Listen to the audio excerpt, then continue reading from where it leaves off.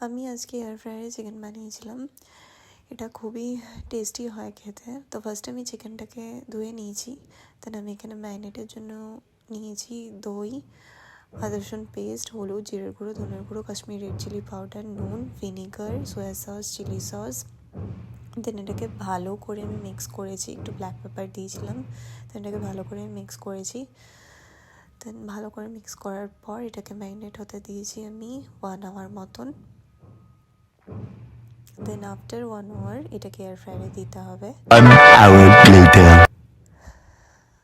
এটা যতক্ষণ তোমরা ম্যারিনেট করে রাখতে পারবে এটা তত জুসি অ্যান্ড টেস্টি হয়।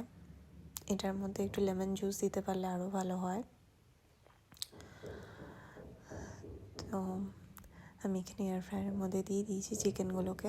A few moments later. খুবই টেস্টি হয়। আমরা তো সস আর মিউনিস মিক্স করে এটা খেয়েছি। তো এটা খুবই টেস্টি খেতে হয়েছিল। তো তোমরাও ঘরে ট্রাই করো অ্যান্ড কমেন্ট করে জানিও কেমন লাগলো ভিডিওটা।